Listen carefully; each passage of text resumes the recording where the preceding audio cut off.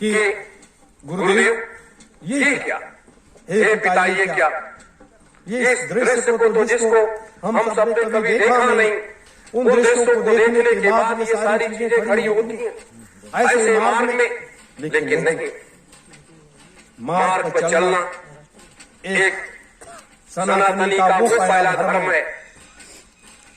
मार्ग पर चलना सनातनी का पहला धर्म है कि अपने पथ से कभी पीछे न हटे, अपने कदम को अनवरत आगे बढ़ाता रहे।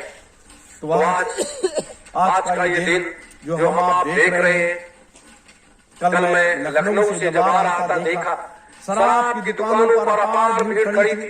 लोग नववर्ष मनाने के लिए शराब पी करके नए वर्ष की खुशियां मनाना चाहते थे।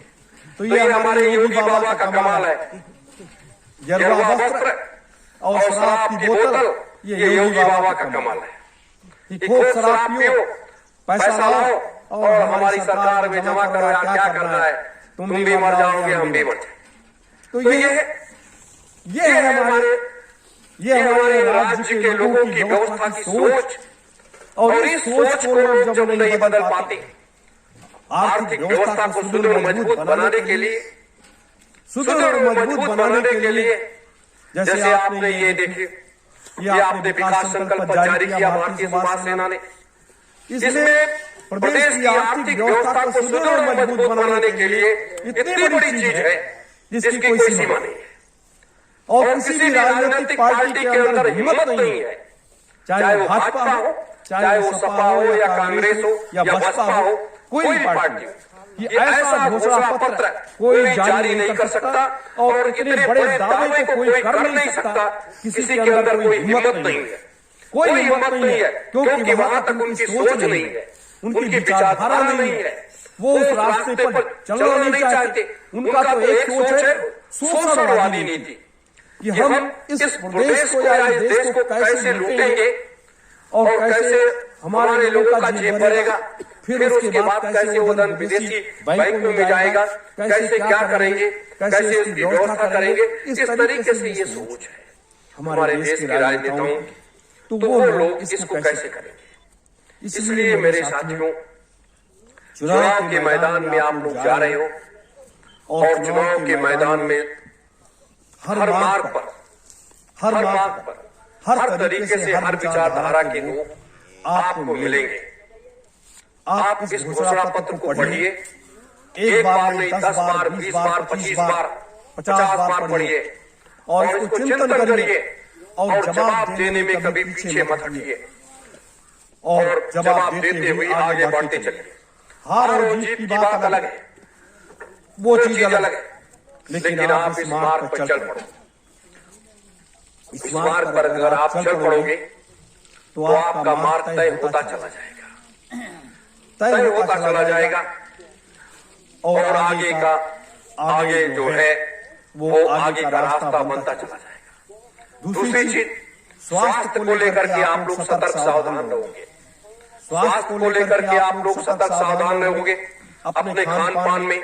जैसे च्यवनप्राश को खाना है, दवाएं ये जो यहाँ से मिली थी, उन दवाओं को आप लोग रोज लेना है, क्योंकि आपको स्वस्थ रहना है।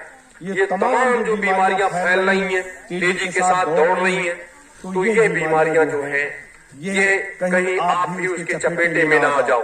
तो ये दवाइयों का प्रयोग करोगे, खान पान में ध्यान रखोगे, तो आप उस चपेटे में नहीं आओगे।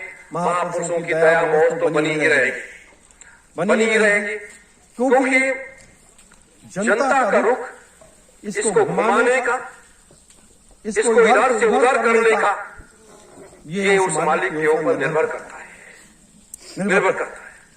कहाँ पर हमें कैसे क्या जाना है, क्या करना है। अभी भी अपने लोगों का हर संभव प्रयास होना चाहिए कि हम सभी सीटों पर चुनाव लड़ा सके।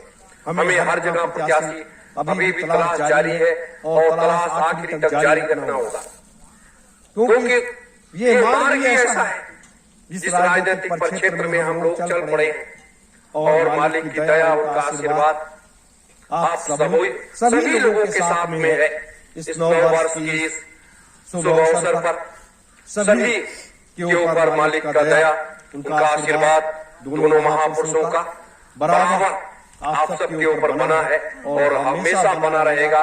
नव वर्ष की शुभकामनाओं के साथ में आज मैंने इसलिए आपको बताया कि आपके अंदर भी कुछ चीजें आप चिंतन करो, मनन करो, क्योंकि आप जिस मार्ग पर चल रहे हो ये सत्य का मार्ग है, ये अधर्म का मार्ग नहीं है। सत्य के मार्ग पर आपने द्वापर में देखा कितने लोग थे, सब कुछ जानते हुए, सब कुछ जानते हुए भीष्म पितामह जैसे लोग गलत रास्ते पर चलने वाले लोगों का साथ दिया। एक तरफ कृष्ण थे तो उनके साथ 5 पांडव थे और लोग उनके साथ जुड़े। कृष्ण के जुड़ने के बाद उनकी कूटनीतिक चाल से, उनकी योजना से उनके साथ जुड़े। तो आप लोग कभी कभी उलझ जाते हो, आप लोग कभी कभी परेशान होते हो और ये कहते हो कि भैया आप तो कुछ कर ही नहीं रहे हो, कुछ सुन ही नहीं रहे हो। नहीं, समय के हिसाब से उस कार्य को घुमाया जाता है, उसी हिसाब से उस कार्य को किया जाता है। राम के साथ कितने लोग गए थे लड़ने के लिए रावण से? वो तो अपार सेना थी रावण की, सारी व्यवस्था थी उनके पास। क्या था? तो ये लड़ाइयां इस तरीके से, ये जो लड़ाई है आपकी आध्यात्मिक, मैंने बताया नहीं कि आध्यात्मिक राष्ट्रवाद, राजनीतिक राष्ट्रवाद, सामाजिक राष्ट्रवाद, तो ये राष्ट्रवाद की जो विचारधारा है वो आपके साथ में, उसे आप लेकर के बराबर चल रहे हैं ना। तो जब आप उसे बराबर लेकर के चल रहे हैं तो आप परिवर्तन के नजदीक तो पहुंच ही गए, परिवर्तन के नजदीक तो आप पहुंच गए। अब तो देर नहीं उसमें, तो आप चिंता किस चीज की? हमें तो आप दुगने उत्साह के साथ अपने कार्य को करने में ललक होनी चाहिए और भावना होनी चाहिए कि नहीं, इस कार्य को हम कर सकते हैं, इस मंजिल तक पहुंच सकते हैं, इस मैदान को हम जीत सकते हैं। ये उत्साह, ये भाव जब आपके अंदर जगेगा, जैसे जितने भी प्रत्याशियों को घोषित किया गया, बहुत से लोगों की समीक्षा करने के बाद ये आया कि आप लोग, बहुत से लोग प्रचार करने नहीं गए, आप क्षेत्रों में नहीं जाओगे। क्या ये दौर है, ये परिस्थितियां, बड़े बड़े महात्माओं ने भी, बड़े बड़े त्यागियों, क्रांतिकारियों ने भी बड़े बड़े संघर्ष किए। ये मत सोचो कि संघर्ष नहीं किया। जैसे जिस भूमि पर आप बैठे हो, भगवान शिव ने 88,000 लोगों को 88,000 लोगों को इकट्ठा करके यहाँ बैठा दिया। 88,000 घरों से 88,000 लड़कों को ला करके और तैयार किया और तैयार करके यहाँ नामदान दे करके, दीक्षा दे करके और बैठा दिया। बैठ जाओ, साधना करने लगो। बैठ गए लोग, बताओ 72 वर्ष बैठे रह गए, 75 वर्ष बीत गया।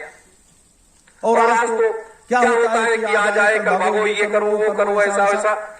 ये नहीं, लक्ष्य को देखो, निशाने को देखो, अपने कर्तव्य के पथ को देखो कि हमें किस रास्ते पर जाना है, मेरी मंजिल क्या है, मुझे पहुंचना कहाँ है, फिर आप उस मंजिल तक पहुंच जाओगे।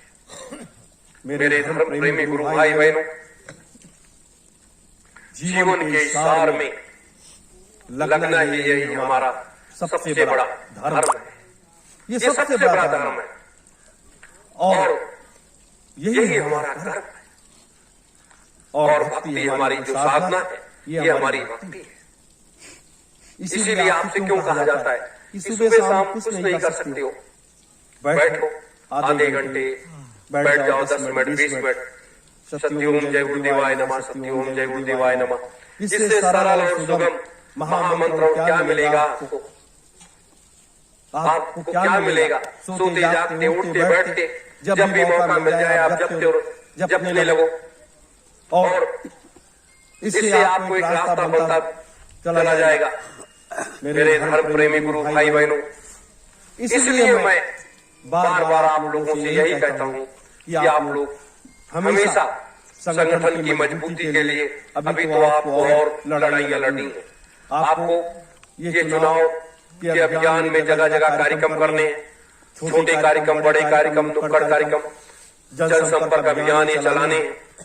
तो हर जगह आपको पहुंचना है, तो जगह जगह पहुंच करके लोगों को जागृत करना है, लोगों को समझाना है, बताना है कि हम इसलिए आपके बीच में आए जैसे आपका चुनाव चिन्ह कैंची है, उत्तराखंड में गन्ना किसान है, तो दोनों सिंबल आपके अलग अलग हैं, दोनों प्रदेशों के। तो उत्तराखंड में आप गन्ना किसान का प्रचार करोगे, उत्तर प्रदेश में कैंची चुनाव चिन्ह का प्रचार करोगे, और दोनों जगह मजबूती के साथ अपनी बात रखोगे कि हमारी ये बातें हैं, हमारी ये व्यवस्थाएं, और इस आधार पर हम आपके बीच में आए।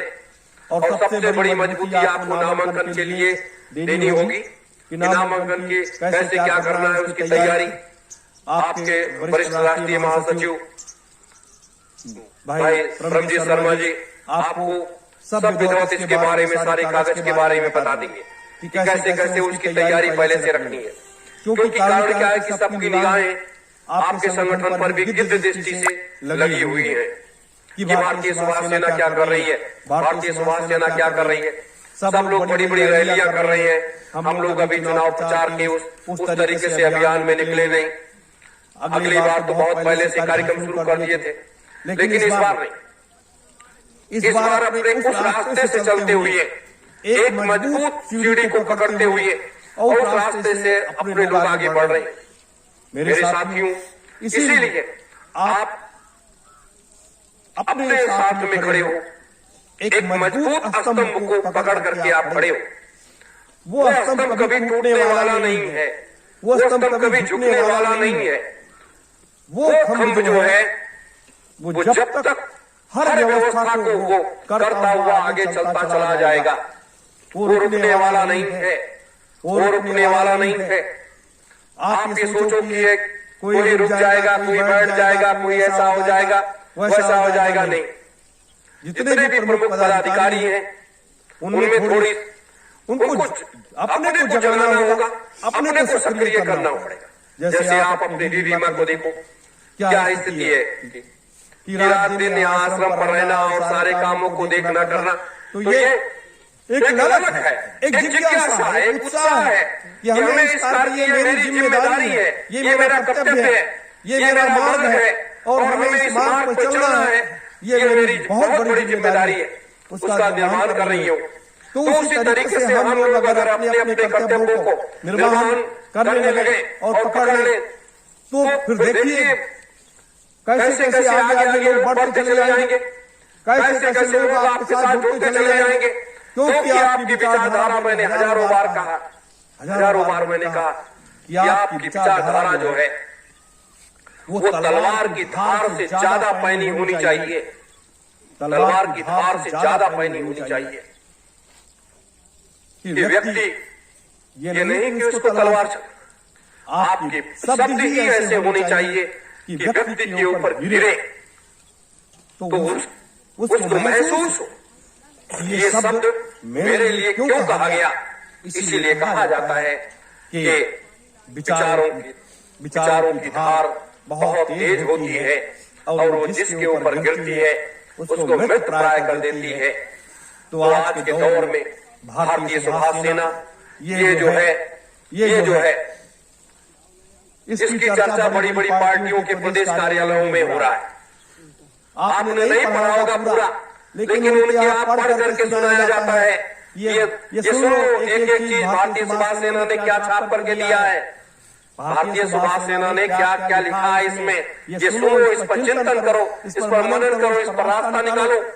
ये आप सोच लो।